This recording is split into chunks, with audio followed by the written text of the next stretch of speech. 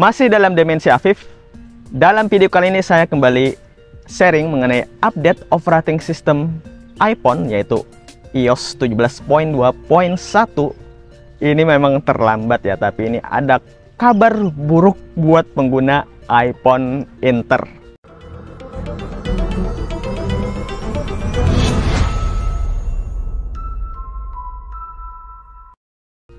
Jadi sangat disarankan sekali untuk membeli iPhone yang versi resmi Indonesia ya. Itu ada 5 distributor yang resmi. Yang pertama tentu saja iBox, kemudian Digimap yang terkenal 2 itu ya. Kemudian sebenarnya masih ada 3 lagi, yaitu ada GDN, kemudian Story Eye, dan Erafone. Erafone masih satu grup dengan iBox. Jadi sangat disarankan sekali 5 distributor resmi itu saja. Kenapa? Karena akhir-akhir ini ada banyak sekali keluhan dari para user iPhone Inter itu yang mengalami emailnya terblokir atau sinyalnya tidak ada ya. Sudah beberapa teman saya, terutama di iOS 17.2.1 ini. Lantas saya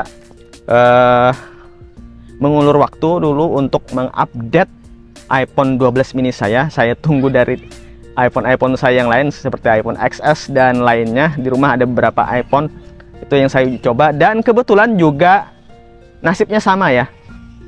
Email terblokir, sinyal tidak ada, dan untuk mengembalikan sinyalnya itu ada perlu biaya yang cukup menguras dompet kita ya, karena itu berkala. Dan saya tidak tahu itu apakah resmi atau tidak, karena yang resmi itu harus ada ini ya, kalau nggak salah tiket dari luar negeri atau semacam apa, dan itu harus lewat bea cukai. Kita harus melewati beberapa prosedur baru email kita terbuka kembali. Nah, lanjut kita kembali ke nasib iPhone 12 mini saya. Apakah sama seperti yang lain? Yang jelas ini tidak saya rekomendasikan ya. Ini iPhone 12 mini saya ini juga versi Inter, jadi sangat tidak direkomendasikan sekali. Kecuali iPhone yang kalian miliki itu bukan daily driver kalian, atau hanya untuk coba-coba atau seperti apa. Sangat tidak disarankan untuk update kali ini, karena kasusnya banyak sekali. Bukan hanya punya saya yang beberapa tadi, punya teman saya juga mengalami masalah. Ini nasib yang pengguna iPhone Inter ya. Saya mendukung untuk yang ini ya, karena ini akan mengurangi smartphone-smartphone yang tidak resmi sebenarnya. Tapi karena kita sudah terlanjur beli dulu, ya mau tidak mau kita harus menerima kenyataan kalau terblokir nantinya ya. Baik, langsung saja saya coba di iPhone 12 mini saya.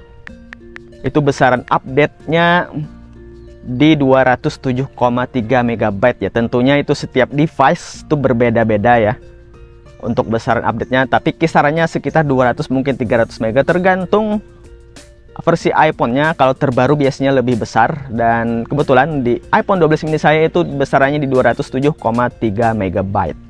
Langsung saja saya update. Itu di baterai 74%. Kemudian kebetulan berjalan lancar, kalau tidak salah tidak sampai setengah jam, bahkan mungkin tidak sampai 10 menit ya proses update-nya. Tapi karena baterai health dari iPhone 12 mini saya ini cuma 85%, itu berkurangnya dari tadi 74% menjadi 67%, atau sekitar 7% berkurangnya ya. Itu untuk baterainya, padahal proses update-nya tadi cepat. Jadi ini lumayan menguras baterai.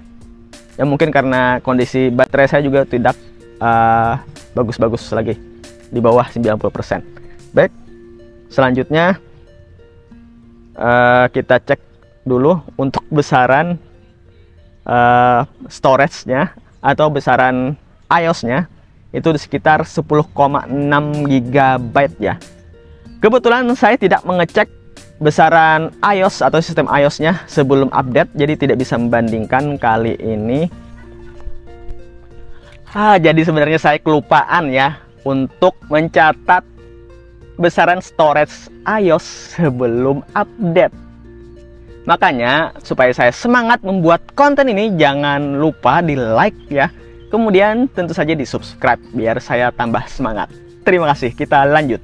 Tapi sepengalaman saya setelah berpuluh-puluh kali update operating system dari berbagai macam device, itu malah storage-nya lebih fresh ya, lebih bagus dan dikompres lagi oleh Apple.